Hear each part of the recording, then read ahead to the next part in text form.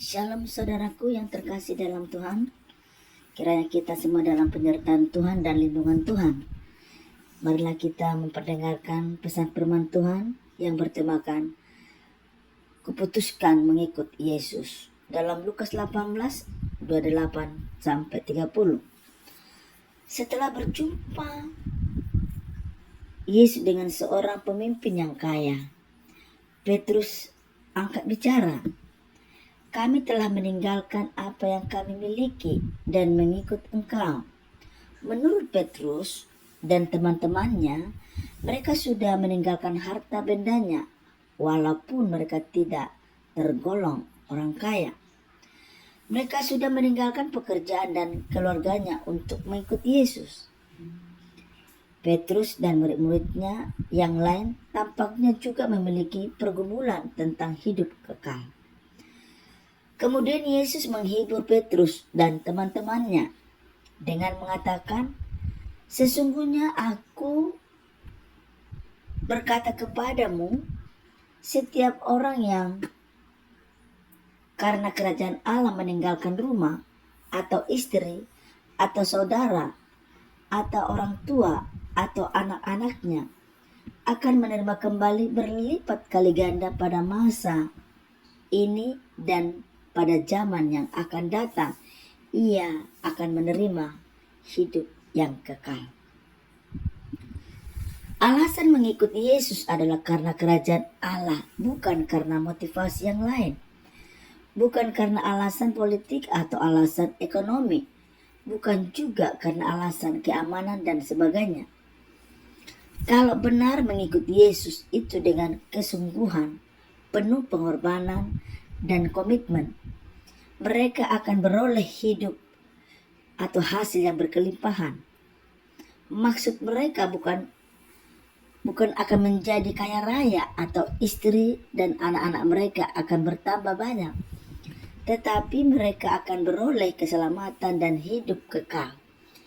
Itu bukan nanti, tetapi kini dan akan datang. Keselamatan dan hidup kekal merupakan harta surga yang jauh lebih berarti daripada harta dunia yang bersifatnya sementara dan bisa rusak.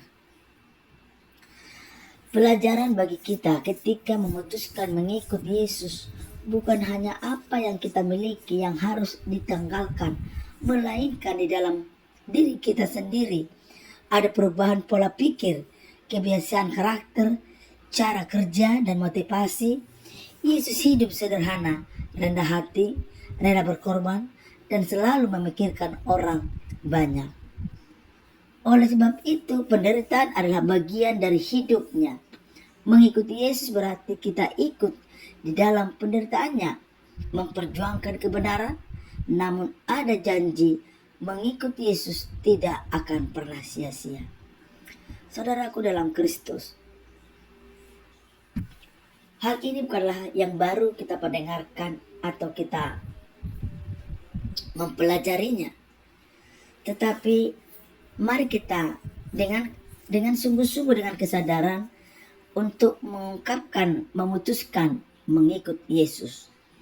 Karena apabila Anda sudah memiliki keputusan untuk mengikut Yesus, maka haruslah Anda bersiap-siap untuk mengalami penderitaan, mengalami aniaya, mengalami akan cercaan.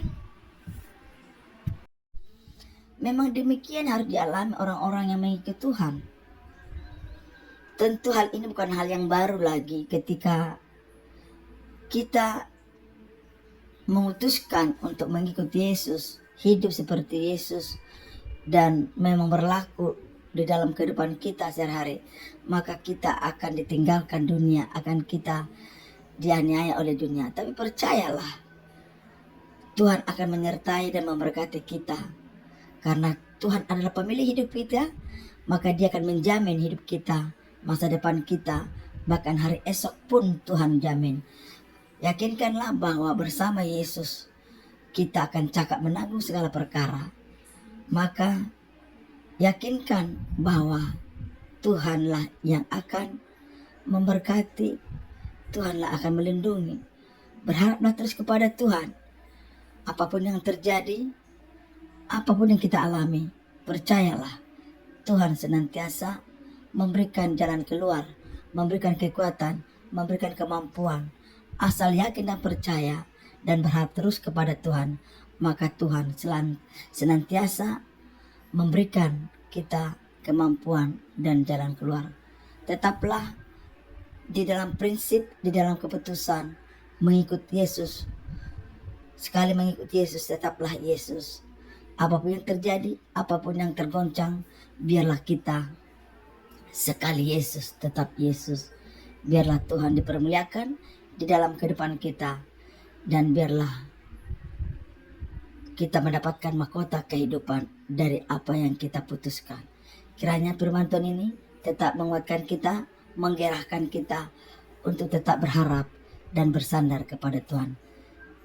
Demikianlah firman Tuhan ini. Tuhan Yesus memberkati. Shalom.